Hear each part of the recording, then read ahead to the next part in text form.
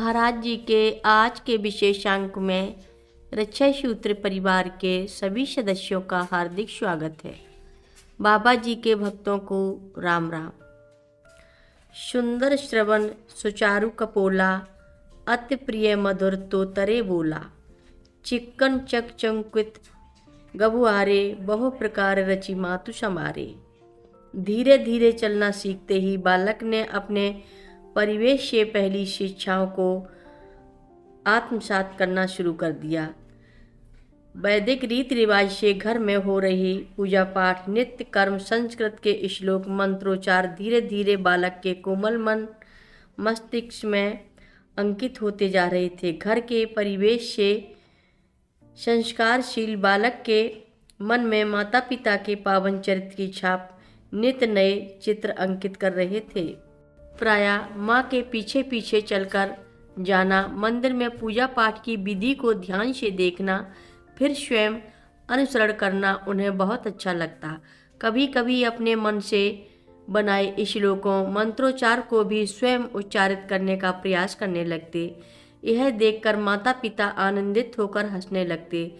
फिर धीरे धीरे यह क्रम व्यवहार का हिस्सा बनने लगा। नन्हे बालक को मंदिर में बैठकर ध्यान करना अच्छा लगने लगा। वे बहुधा मंदिर में देवी माँ शिव जी व हनुमान जी की तस्वीरों व मूर्तियों को देखकर मन ही मन बातें करते। उन्हें यह लगता जैसे माता पिता के साथ ये सब भी उनके बहुत आत्मीय हैं, जिनकी नित्य रूप से सेवा अर्चना करनी है और उनसे बातें करनी है। इन सभी क्रियाकलापों में बालक लक्ष्मी नारायण शर्मा का मन पूर्णतया रमा रहता। सुख का समय पंख लगाकर उड़ रहा था।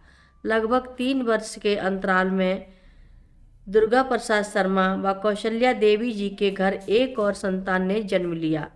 शुभ सूचना धीरे धीरे सारे गांव में फैल गई। फिर जमींदार साहब को पुत्र रत्न की प्राप्ति हुई।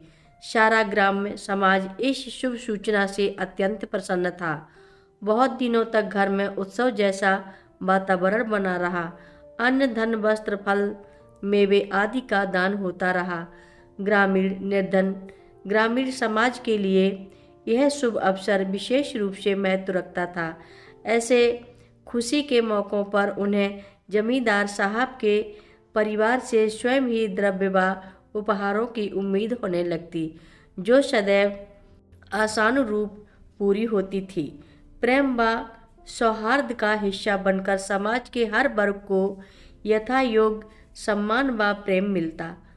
शुभ लगन व शुभ रीति रिवाजों के साथ नन्हे बालक का नामकरण संस्कार पर्व अत्यंत उत्साहपूर्वक संपन्न हुआ। हवेली में उत्साह, रौनक व आनंद देखते ही बनता था। बालक का नाम पड़ा केशव देव शर्मा। माता के ममतत्व व पिता के आदर्शों की छाँव में दोनों बालकों का संसार अत्यंत सुखद था।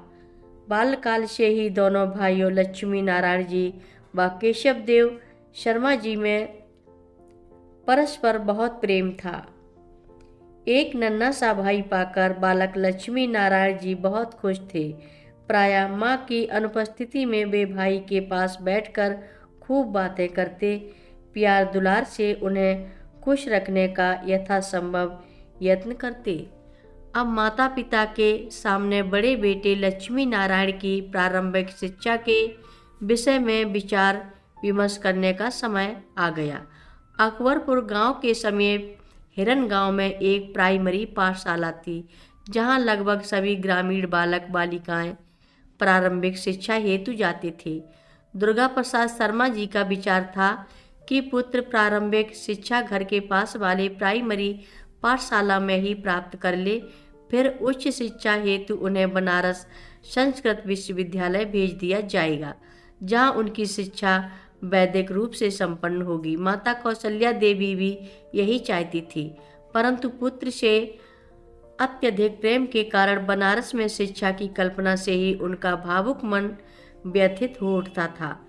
फिलहाल प्रारंभिक शिक्षा हेतु बालक लक्ष्मी नारायण का दाखिला हिरन गांव के प्राइमरी पाठशाला में हो गया। कथा लंबी है, आगे की कथा सभी भक्तों को अगले भाग में सुनाएंगे।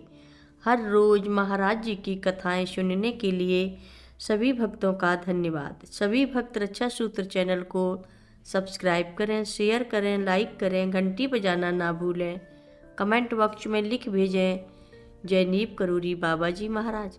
सभी भक्त मिलकर बोलो नीव करोरी बाबा जी महाराज की जय जय बोलो। सिद्धि माता की जय जय बोलो। जय श्री राम बोलो।